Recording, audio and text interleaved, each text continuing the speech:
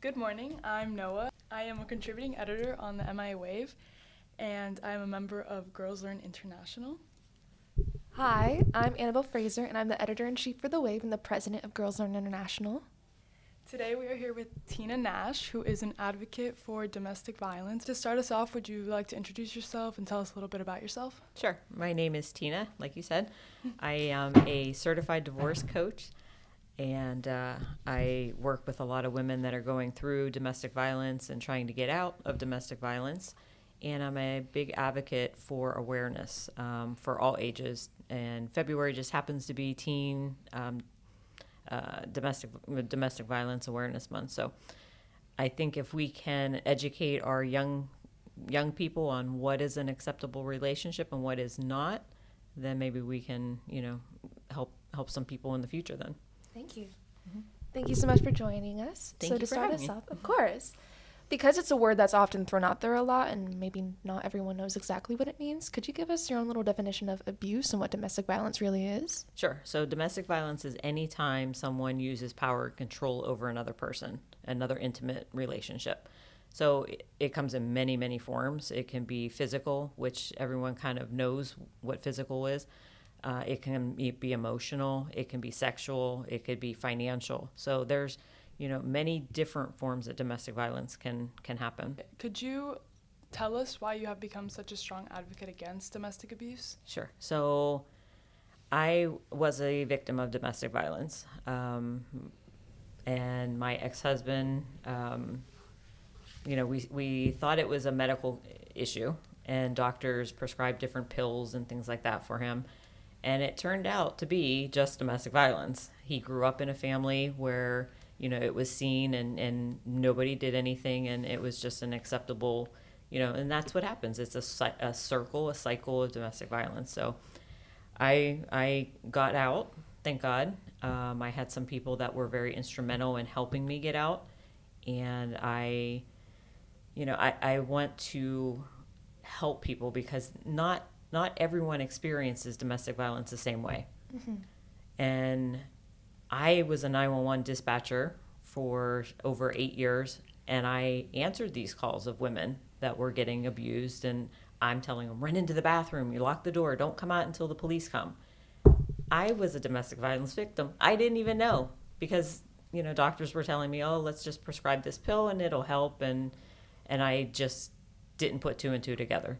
Yeah. So I think the most important thing that I can do is share my story, because I'm not the typical victim, and let people know that it comes in all sizes and shapes and, economic backgrounds and educational backgrounds, and there is not one size fits all. Yeah. Is there often a main influence between domestic violence or something that often starts it? Well, the cycle of abuse is big. Mm-hmm. If they grow up in a home that they see dad, hitting mom or, financially controlling mom, they think that that's okay. And then they sort of seek out the same kind of relationship that they saw growing up. And then it just perpetuates. And there's studies that show that if a man sees his dad abusing his mom, he is 50% more likely to abuse his spouse. So that's a huge cycle. Someone growing up, and I say that, when I talk about women being the victims, and it's not always the case. There are some times, that men are the victims of domestic violence. So it's kind of a generalization, but you can take the awareness and you can take the resources and you can apply it to both men and women. Mm-hmm. But, typically a girl that would grow up in an abusive a home would then seek out a relationship similar to the one that she's comfortable seeing. Okay.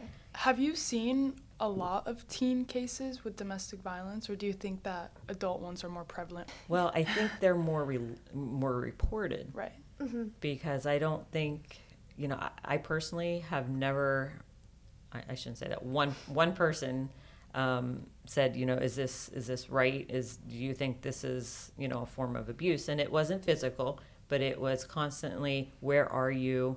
What are you doing? Right. why didn't very you answer my controlling. phone? Exactly. Yeah. Why didn't you answer my phone when I called? Well, I was studying, Yeah. But I think 100%, women are more likely to report the abuse than a teenage girl. Yeah. So I think we need to really, really make it known what is acceptable, what's not, and then give them the resources to Yeah. find help.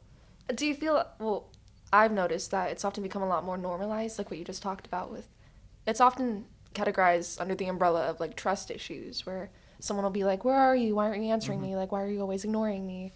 And I feel like that's something that's often normalized in a lot of Right. modern relationships, especially with teenagers and like with the online age and all that.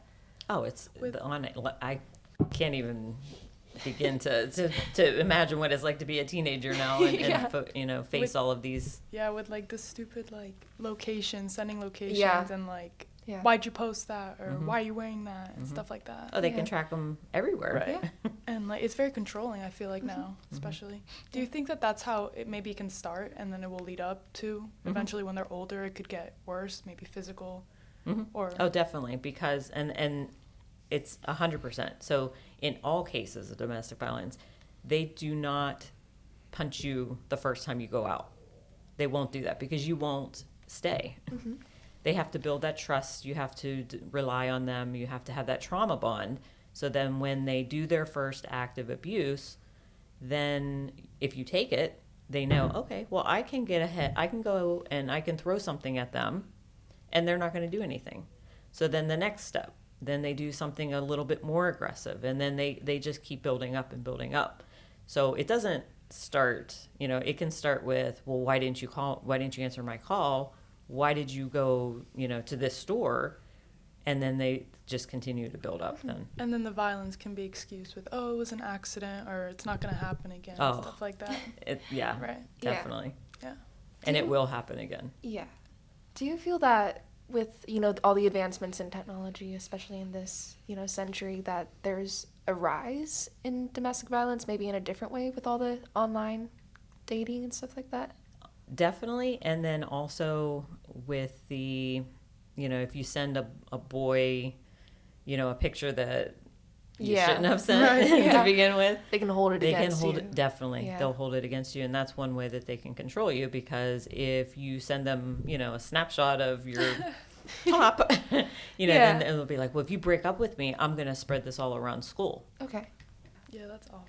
Mm-hmm. Yeah. Do you feel that when you see the like domestic violence like cases in women, the women are really dependent on like their partner or their husband or whatever it is? They're more And that's what they dependent do. on them. That's what Right. they build Yeah. that need that. So that they can't leave. Yeah, Yeah. yeah. If you leave, I'm going to take your kids. You'll never see your kids. Well, that's not the way it goes. That Yeah. they don't have that say. That's the courts that say that. If you leave, you're not going to have any place to live. If you leave, I'm going to tell all your friends that you did this, this, and this. If you leave, I'm going to share this picture. They build that trust, and it's a trauma bond. That's what it is. So Are there any early like identifiers or warning signs that we can see in relationships? that they're going to try to isolate you from your family and your friends. They're going to say, you can't hang out with this person because they're a bad influence, or you can't go here. So they're going to try to isolate you. Yeah. And that actually happened to me. I moved from my home. I got married. I was completely in a new town, just me and him. So, Yeah. that isolation Yeah, it cuts off some of your resources to get Exactly, out. because you Yeah. don't have anybody else to talk to. You don't have anybody else to see. You can, if you get a bruise, you just stay in the house because you don't have any friends or your family in that location, so nobody sees it. So isolation's a huge thing. We talked about the constant monitoring. Where are you? Where's your location? Who are you with? Who do you talk to? And then I tell this to even little kids. Jealousy, it drives me crazy. I'm sure you've seen the posts where, like, if a boy likes you, he's going to pull your hair, Yeah. or he's going to be mean to you. Like boys will be boys. Yeah, it's And that just sets us up to like Yeah. think that it's Exactly. okay. Yeah. Exactly. I mean, jealousy is not a form of love. Yeah. It's not. That's a huge red flag if they, are jealous of, even if you have to work. Like I had to work on evenings. sometimes. And, oh, you're going out, you're going to go see someone, you're cheating on me. That's not love. That's jealousy. No. That's trying to control what you're doing. That was for work. Yeah. And then just, they can keep pressuring you for sex. If you love me, you would do this. If you, love me and you don't want me to break up with you, you'll do this. Mm-hmm. So huge red flags. And if they're too quick, if you just start dating and, oh, I love you, you're the most, The love bombing. Yes. Okay, so you guys know that. Yeah. Yes, absolutely. Right. Take it at a normal pace. Yeah. Absolutely. Do you think that there's like a difference in the forms of abuse? Like, do you see maybe there's more violence on women and then it's a different type of abuse when it's happening to men? It is. Okay. Yeah. Women are not likely to report it to begin with. Mm-hmm. Then you have teens who are not likely to report it. And then you have men way at the bottom that are not going to admit that they're getting abused by their wife or girlfriend. So that's kind of, the chain that it goes in. But it is a little bit different between men and women because, it's just the stereotype, I got to be macho and my girlfriend's not going to, hit me or anything like that. So how do you inspire women and teenagers to, if they're in this situation, to get out and seek help? So they just have to find someone that they trust. I think they need to realize it's not their fault. Yeah. That they are not the ones to blame. And I think it's normalizing asking for help. Mm-hmm. I feel like if there was more awareness maybe of how to get help, mm-hmm. women and men would both be speaking out a lot more mm-hmm. just because they would feel less alone. Right. With more awareness. Right. Yeah. Your story is really inspiring. Do you think it has definitely shaped you as a person? How do you feel that it has shaped you, and how do you, go every day? I am a fierce advocate Yeah. for domestic violence. I will talk to anybody that wants to, talk to me to share their story. My daughter's like, your Instagram is all domestic violence. And I'm like, it is, because I am not ashamed. It wasn't something I did. It was something he did. Mm-hmm. And I'm not ashamed of it. And I want to get my face out there so that people realize, wow, she worked in the sheriff's office, but yet she still got, abuse. Yeah.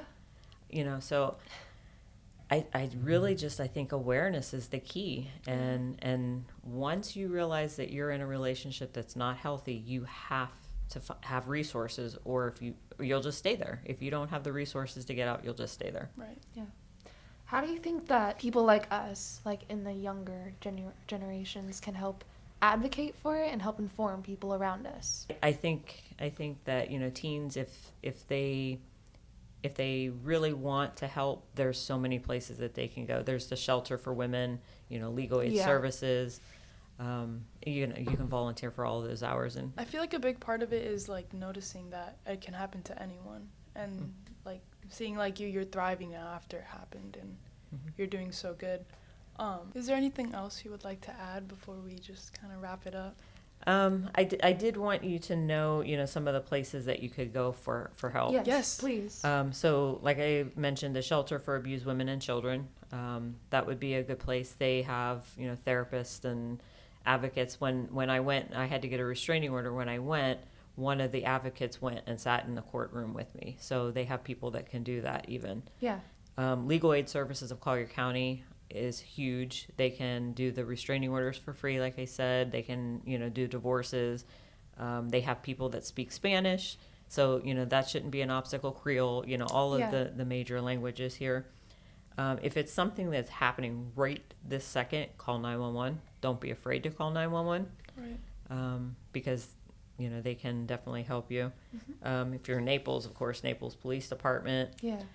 There's a really cool organization. It's called Project Help, and it is for teens.